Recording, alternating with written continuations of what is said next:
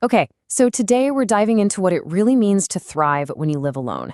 You know, the usual advice is all about productivity hacks and scheduling your self-care, but what if there's a totally different way? A quieter, maybe more authentic way to do it? Let's get into what that actually looks like. This line right here, it gets to the absolute heart of the matter. It's about someone just making the same oatmeal they made yesterday. Nothing special, right? It feels totally mundane. But here's the big question. What if that exact lack of ceremony, that simplicity, is the real secret to contentment? Let's explore that.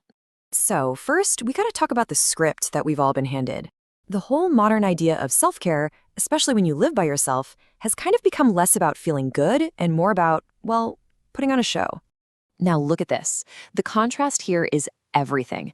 The script we're sold is all about optimizing our lives, scheduling these elaborate rituals, and then, of course, posting about them. And if you don't do it just right, it actually becomes a source of guilt. But the reality for people who are genuinely happy living alone is often the complete opposite. It's automatic, it's repetitive, it's an unnamed routine, it's not a performance for Instagram, it's just Tuesday. And there's a powerful reason this performance is pushed on us so hard. We're talking about a global self-care market worth over $14 billion. That's a massive industry built on one single idea, that well-being isn't something you build, it's something you buy, a product you purchase, and a performance you stage for the world. Okay, so if the whole performance is not the answer, then what is? Well, the material we're looking at points to a completely different path. It's a lot quieter.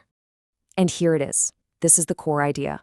Real contentment when you're by yourself doesn't come from some big, scheduled, grand gesture. It comes from these small, quiet routines that are so deeply woven into your day-to-day life that you'd never even think to give them a special name. They're just part of the architecture of your day.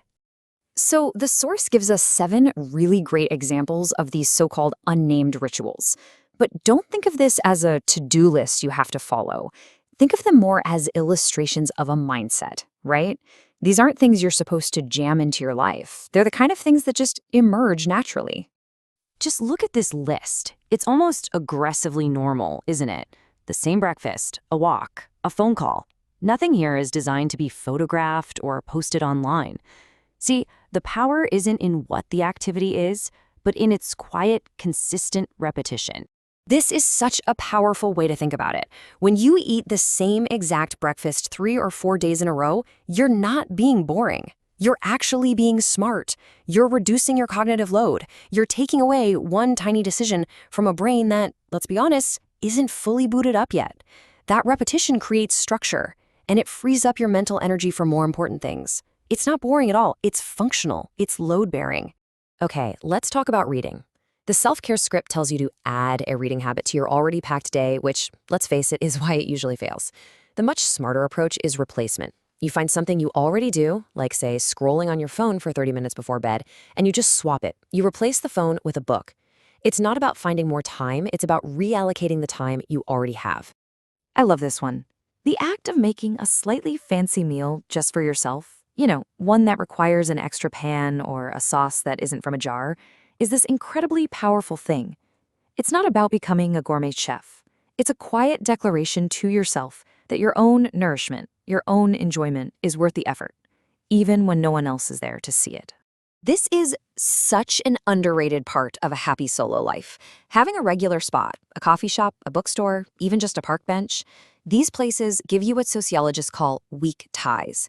That little nod from the barista who knows your order, that gives you a sense of recognition, of belonging to a community, but without all the obligations of a deep friendship. It's a vital, low-stakes social anchor. All right, for anyone who lives and works in the same space, this next one is absolutely crucial. You know how the edges of the day can just dissolve into one long, blurry stretch of being on?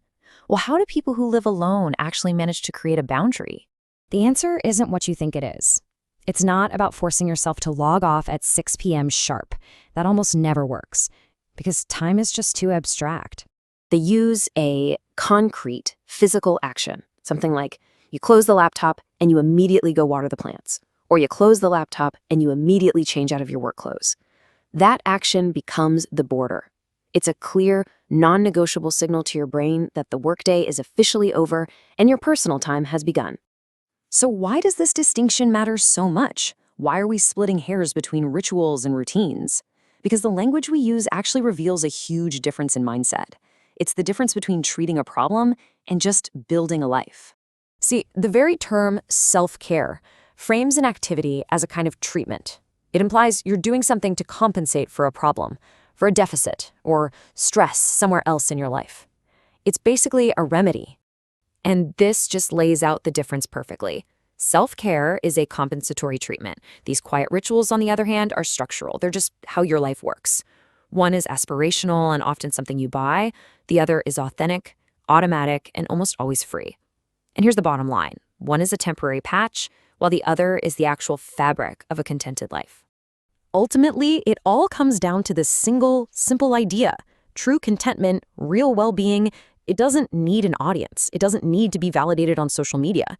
It exists quietly for you and you alone.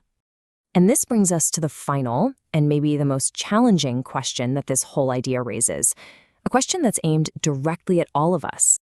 The source offers this really sharp, maybe even uncomfortable diagnosis.